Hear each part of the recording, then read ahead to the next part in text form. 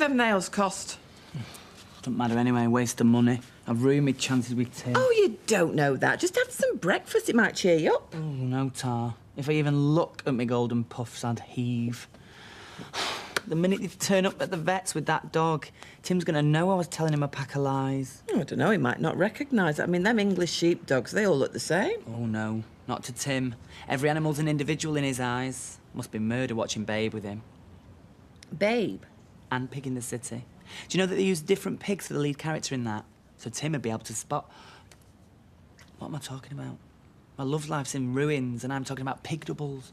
Hey, is Tim the only vet at the practice? Oh, no. No, there's Tim and there's another two. Oh, easy, there you are. He might not even get to see the dog. Yeah. They might see a different vet entirely. Although knowing my luck. Sean, the odds are 3 to 1 in your favour. Do you know, I'd just settle for that. Well, then why hasn't he phoned me?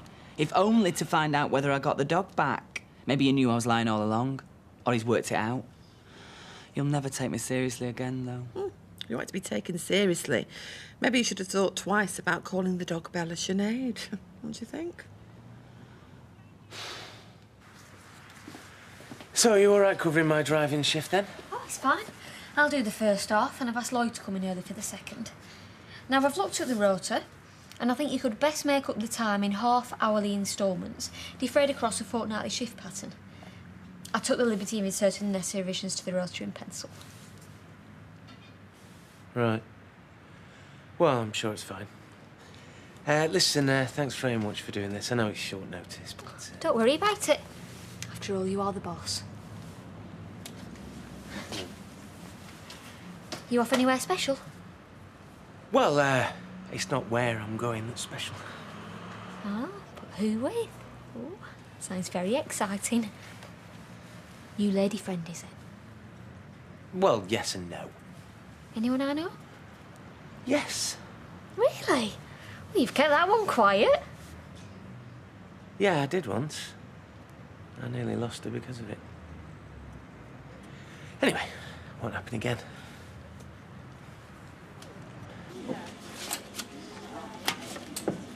Here, I'd close that if I were you. People start chucking pennies.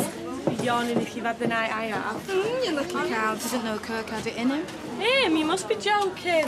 No, he was asleep as soon as his head hit the pillow. He's used to it. Used to what? Them flaming dogs at the kennels. Never stopped barking all night. And then the 10 minutes I did drop off, I was having this nightmare about being a fox getting chased by a pack of hounds. I was getting more and more tired, and then the dogs caught up with me. They were slobbering and biting us. And then when I woke up, it was a Kirk.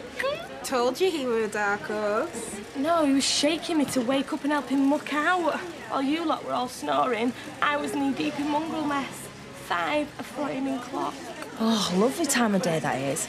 I often get up to watch the sunrise. Oh, do you now? Well, try dolloping out 200 bowls of dog food at the same time. See if it's so lovely then, Joanne. I wouldn't mind as well, but I ain't even had as much of a piece of toast myself. Oh, real dog love always puts the animal first, though. Isn't that right, Sean? Dogs? I hate the blessed things. Oh, what's that horrible stink? We smelled that and all when we came in. Yeah, you know what, it smells like old washing. Here, is that why you're grouchy today? Because you left your Smalls and Eileen's twin a bit too long.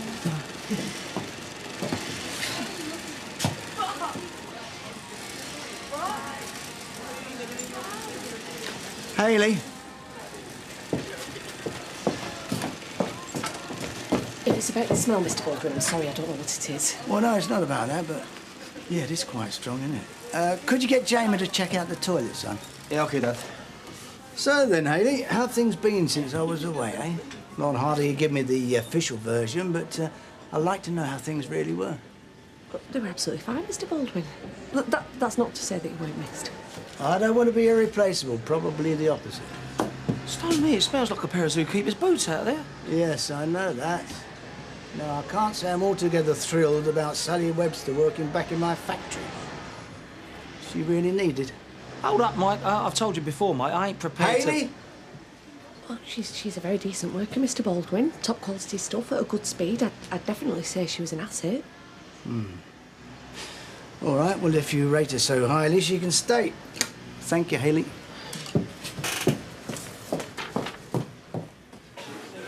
We should get back to it after these, eh? Not me, mate. I've booked the afternoon off. Nobody told me. Nobody ever tells me anything. Have about as much influence in that garage as my adjustable spanner. I would never compare you to a tool, mate. Besides, we'll be lost without that spanner. Oh, yeah, that's dead funny, that, isn't it? I could not wait to get out of that factory. The smell were driving me nuts. I mean, imagine if it got into the knickers. That'd be enough to put a fella off for life. What are we having? So what are you asking for a day? Or maybe a Boxer shorts or briefs? What? Well, Nathan, I can see you undressing him. Don't be daft. He's not going commando, is he?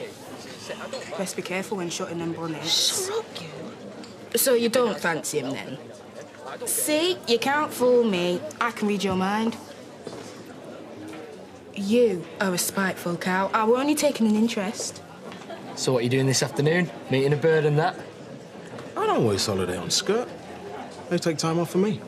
What are you doing then? Sorry, mate, gonna have to plead the fifth. Fifth what? Listen, bruv. If Kev's called out today and the phone goes, let your spanner answer it, yeah?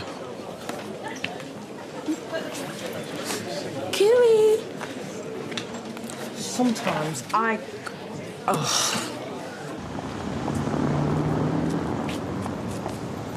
Perfect timing. I could just eat a sweetie.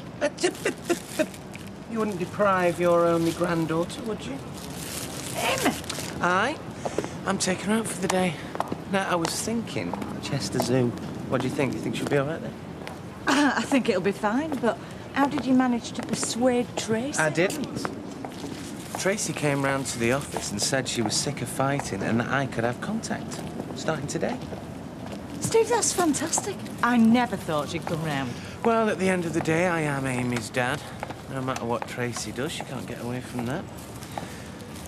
Fair play to her, though. I mean, she could have dragged it out all through the courts. Well, that wouldn't have done anybody any good, particularly that child.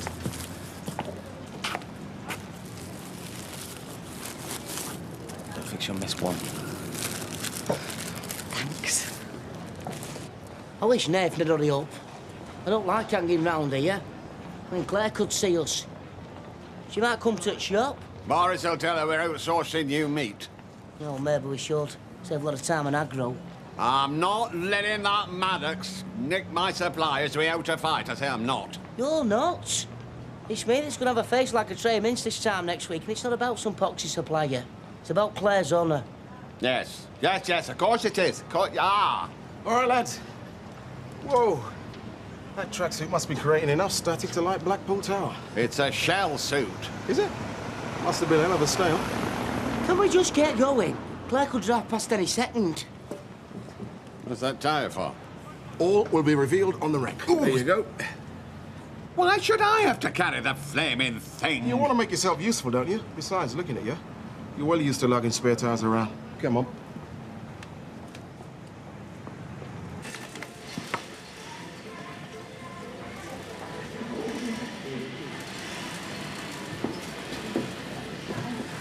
You're right. I don't know, am I? I know he don't want me here, so why don't you just sack me and get it over with? I don't think he's going to sack you, not from what I saw this morning. I mean, it's not just up to him anymore. But, Sam, if I were you, I'd keep your head down for a bit,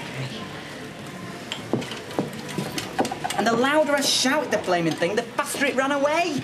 Yeah, but if that ain't its name, it don't matter, does it? You could be shouting banana. Oh, you can't blame the dog, Sean. This is all your fault, Bella Sinead, I ask. But maybe if you explain, Tim will understand why you lied. Yeah, and maybe Buster will start answering to Bella Sinead. Wait, what's going on out here? Sorry, Mr. Baldwin. Sean, we're just... Oh, right, I might have known Camp Freddy was behind it. Anything but work lately, innit, Sunshine, eh? Mr. Baldwin, save your breath, Sunshine. Just save it. I've been looking at your output, what there is of it, and it ain't good. We're already behind on the Cunningham order without you messing me around, all right? Back your ideas up, and we'll have a proper falling out otherwise. Capiche? And what is that terrible pen in here? I'm gagging. What's that? Well, it's bound to smell like a farmyard in here, isn't it, Mr. Baldwin? What with 3 bosses talking bull instead of 1.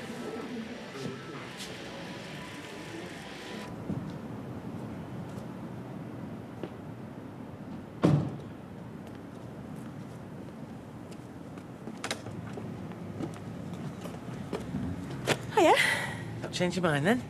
No, I'm doing what's best, Steve. Not what makes me happy. Anyway, I don't want to make a big song and dance out of it. I've got Gran to look after today. Take this. Don't lose it. It's got everything she needs in there. Nappies, juice, all right. bottles. I know what I'm doing. Yeah, no. No, it's more than I do. So where are you taking her? Well, I thought we could go to Chester Zoo. Oh, right. It's just... Well, I know this sounds nuts and everything, but she's got a real thing about aeroplanes. We're only going out for the afternoon. Yeah, I know that. It's just every time she sees one in the sky or on the telly, she goes mad. She's fascinated by them. Yeah? Yeah, and, well, I know little girls aren't supposed to be into that kind of thing, but what can you do about it? And I've been promising for ages to take her to the airport, you know, to see Jumbo's taken off, but I haven't got time. You couldn't do it, could you, Steve? Oh, I don't know, Tracy. I mean, hanging around the airport terminal is not what I had in mind. I do enough for that with work. Oh, come on, Steve. It'll make me feel better about all of this. About doing it again. All right. Airport it is then, darling. Hey, we're going to see the planes take off, yeah. Come on then. See you later. See ya. Was it someone at the door, love? No, Gran, it was nobody.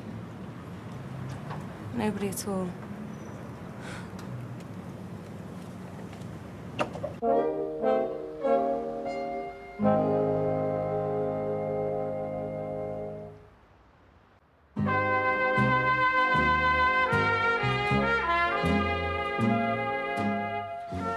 Come on, Cartman, we ain't got all day.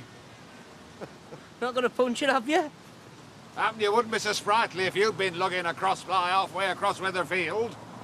It's him supposed to be training, not me. Not tired, are you, Dad? Hey, how about double the usual number of laps? Dad, don't worry. We're gonna do the same amount of laps. With one small difference. What the hell you doing? Trust me. Now, bring your arms out in front of you and hold the top of the tail.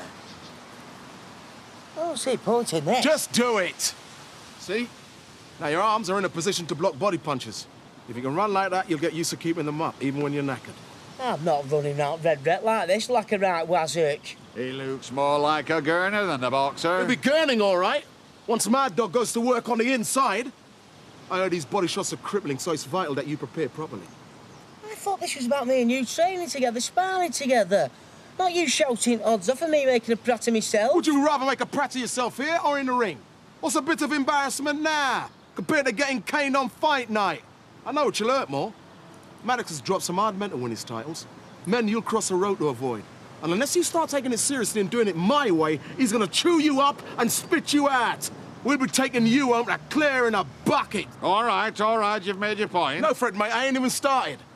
The way your boy's shaping up, best wear your butcher's apron come fight night, because there'll be so much claret flying about. All right, I'll do it. That's more like it, champ. Now go on, mate, burn some rubber. Hiya. See anything you fancy? Oh, don't. I feel as if I'm cheating on Betty's hot pot as it is. We've not to compete with that, but we do a mean ploughman's. Sounds good to me. So, what brings you over this way? I just thought I'd come and see how you and Bev were getting on. And get out of my mother's hollering range. Tracy offered to look after her. I thought I can't pass up an offer like that. Hiya, love. Hi, Deirdre. Can I get you something? A small red wine, please. That must be why Tracy's letting Steve take Amy out. What? Yeah, I saw him on my way in. He was going to pick Amy up. Hey, he's taking her to Chester Zoo. What? Tracy never said anything. Mind you, she wouldn't give me the satisfaction. How do you mean? Well, I've been going on at her about how her and Steve should bury the hatchet. Looks like I've got through to her for once. You must tell me your secret. The harder I try to reach my kid, the further away she gets. Yes, love?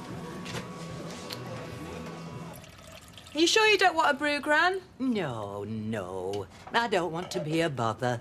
It's no bother. Are you sure? Only I know you've got your hands full with Amy.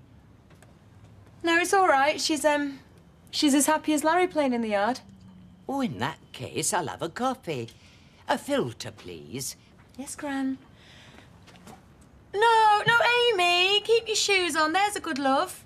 Are there any of them gypsy creams left for afters? Yeah, there's some left. I'll bring them through with you, Sani. Oh, you are good.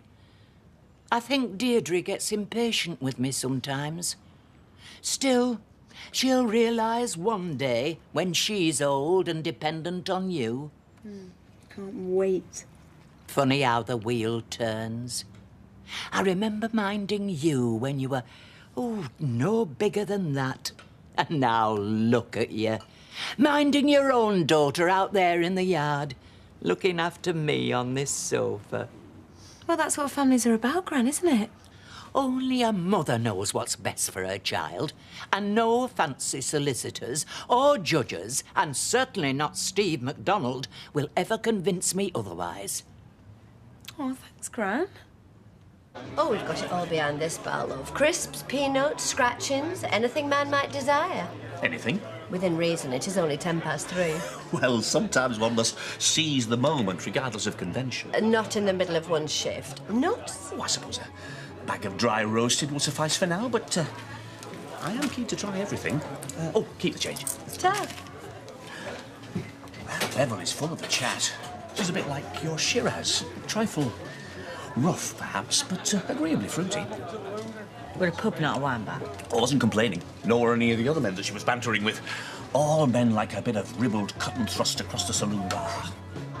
Well, the punters might enjoy it, but it doesn't mean she does. It's all for show. It's the best way she knows of getting through the day. Oh, she's no sad clown. She's a born flirt. It's as natural to her as breathing. Probably easier in that top. I'm telling you, the flirting's just a front.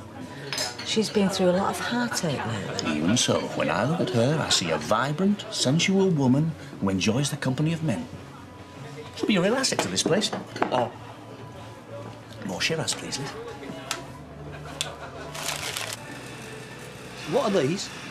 Well, if you don't know at your age, I'm not going to tell you. What are these? This ain't the Cunningham job. I know, but he told me to go on to the next job. Adam! Adam! Yeah? Well, did Fuzz make these for you? Oh, no, not for him. Don't be silly. The chain Shut up. round his... We are lagging behind on the Cunningham job already. What is she doing, wasting her time doing this stuff for you? I'm really sorry, Danny. I didn't realise we were behind, I'm telling you. I just thought as Gaiman's are a new client, maybe we could deliver early, make a good impression. And what about Cunningham's? What kind of an impression are we going to make on them when we're late? I've said I'm sorry. It was one machine. I didn't think it'd make much difference. Oh, so it makes a difference to one job but not to another? You've got to get your story straight, son, because you are all over the place. I'm only trying to make things better. Yeah, you are trying. Don't worry about that. How dare you put another machinist and swap her onto another job without my say-so? All right, that's enough. In here, both of you. Now.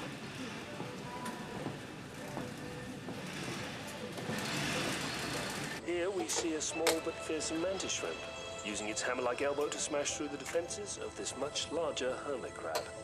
Delivering vicious underarm punches with the force of a small-caliber bullet, it disables its hapless prey with repeated blows before wedging the stunned victim against a wall and breaking open its shell. The end, when it comes, is swift but brutal. Look at the state of you, see, look at the state of you. Your body might be protected, but your chin's sticking out now. Nathan said the sniffers would wear off. And we're paying too much mind to him and his daft ideas. I mean, why can't I just whip these eggs up and chuck in some ham mushrooms and tomatoes and make us a nice omelette? Because it's not the same. They have to be raw. Now let's get it over with. All right. It's becoming a bit of a habit, is this? You two falling silent whenever I walk into the room. Everything okay? Could be better. Had a good afternoon? Fine. Are you all right? Ah, there's just a cobweb in corner. Is there? Well, you know where the feather duster is, same as me. Anyone for a cuppa? This is a disaster. If it's not bad enough lying to her and get battered in that ring. See, calm down. Champion or no champion, that Maddox is now but a shrimp. Don't say that. A good little nose beat a big weekend. It's law of nature. Anyway, there's not much that difference between us. I've told you. I won't think any the worse if you want to back out. I can't back out, Dad. I've got to take me beating like a crab. I'm man. He's got no idea the confusion he's caused. It was one worker. I didn't think it would do any harm. Don't know why you're kicking up such a stink. Well, if there's a stink out there, Sunshine, which there still is, by the way, it's because you have made a great big steaming mess of things. We've got a system here, you know. And it works, by the way, so if it ain't broke, don't fix it. That way you never improve things. If I overstep the mark, then I'll hold my hands. Overstep the mark? If you've overstepped, you took a running jump over it, pal. All right, that's enough. I think you're both in the wrong. Initiative is all right, Adam, as long as your right hand knows what your left hand's doing. If not, you've got a communication problem. Oh, I'll communicate with him. Don't worry about that. Yeah, out there in full volume in front of the hired help. Look, if you've got a problem, you two come in here and sort it out like two grown men, not like two fishwives. You two think about that. Hello, Underworld. Oh, hello, mate. Long time, What?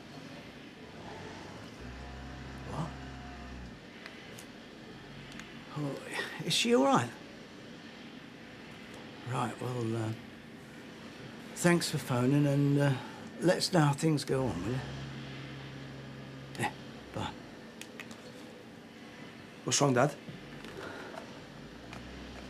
That was your Uncle Cliff. Oh, yeah. What's he doing ringing here? Is it Mum? No, it's your dad. He collapsed. The paramedics tried, but...